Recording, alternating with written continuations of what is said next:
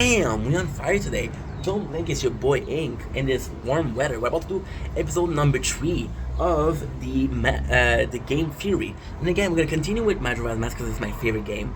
And this episode is quite simple. Who is the mask salesman? Right? I want to talk about the mask salesman because it's one of my favorite characters. He's easy to love. He's this eccentric character. He's a very, very eccentric character. We see him in Ocarina of Time. We see him in Majora's Mask. Maybe we see him in other game. I don't know. But we see him in Ocarina of Time, and it's weird because he had this shop that was in the middle of. It was in the middle of Hyrule. And then we have him in Kakariko Village. And even though his shop was destroyed, he still make a business. And it's nuts because he's the only character, like except for Skull Kid, but Skull Kid acts as an evil person. Is the only character, except for Link, who is able to go back and forth between Termina and Hyrule. Link might be able to go back to Hyrule, but want to save Termina. It's not precise. Who is the mask salesman and why is it so cool?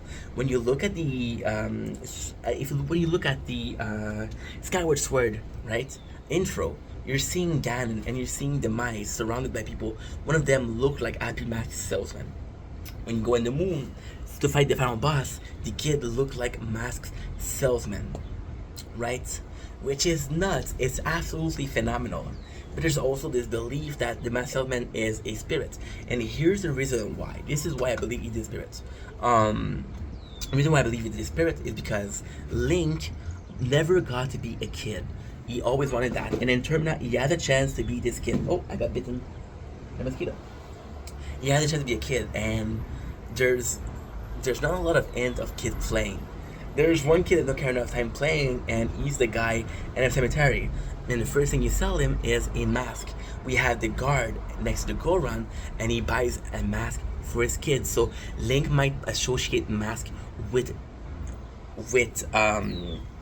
playing and being a kid. When you see the moon, the mask salesman, we're seeing Link, who has a collection of masks, and they ask him, do you want to become a mask salesman too? Right? And there's a possibility that the mask salesman is a spirit. So the fact that the moon are a mask salesman, the fact that when the game ends, the guy just disappeared, the fact that he seemed to be aware of you going back and forth in time, he seemed to be aware of everything that's going on. Ouch, pimple. Without even being in the story, it's really, really, really weird. At times he feels demonic, at times he feels inoffensive. It's not because when we defeat the Majora's Mask, it also feels very manipulative. This is why I believe the mask salesman is kind of like a bad spirit. He goes in, right, and he collects masks. We don't know if he has powerful masks. We don't know if he has masks that are worth it. We know he collects spirits and he heals them, but he almost enslaves them. See, for Skull Kid, I'm sorry, I got to pop that pimple. So it is complicated for the mask salesman to teach us a song, which is basically a song of healing, who can heal spirits. The only one that is able to heal soul or to seal soul in mask is Skull Kid. Skull Kid sealed the mask of the Deku, right? And the Deku, he transformed Link into this Deku. Skull Kid is also mask salesman is also able to do that. The Majora Mask is an evil entity, and when you see the evil entity, they said, oh, it was a mask used in dark ritual. The healing of soul might be a dark ritual. We don't know much about it really, but we know they weren't like good people, right? And it's kind of nice because at the very end, the mask salesman disappeared, but he isn't involved in the story. And the reason why I believe he's evil is because he was collecting masks, right? Possibly inoffensively.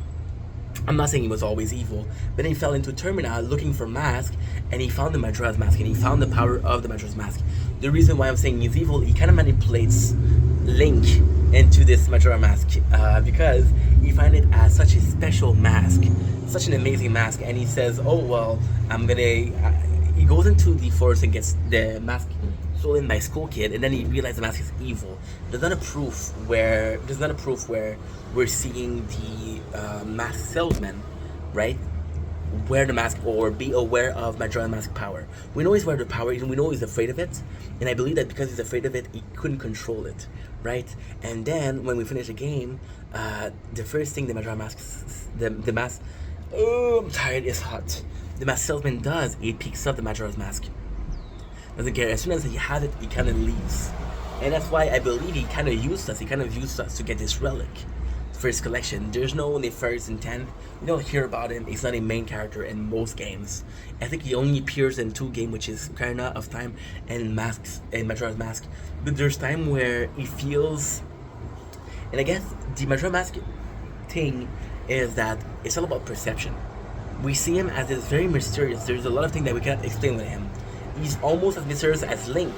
Link isn't mysterious, but for the Termina people, he's an alien. He's an Hyrulean that is not supposed to be there. The second Hyrulean is a masked salesman. So because we don't know much about the masked salesman, we believe that he's either a force of good or a force of evil. But the way he's portrayed, the way he acts, the way he reacts, make it seem like a bad guy. And I think that's why. In the perfect world, the masked salesman is unimportant. He has no. There's no reason for him to be in the game. Even the fact that he is in the game is kind of weird. It is kind of weird. Why is he in the game? Why is he selling masks? So, the concept of mask, right? It feels like they put the mask salesman to introduce the concept of mask, but it is still weird, you know. Anywho, it was a confusing video, not a theory. I'm sorry about that. Sorry about the rambling. Just, I think that's it. I think that question is asking question. I think the game theory is asking questions, looking for answer. And most of the time, your question won't be answered. That is the beauty of it. Love you guys. Take it easy. Peace.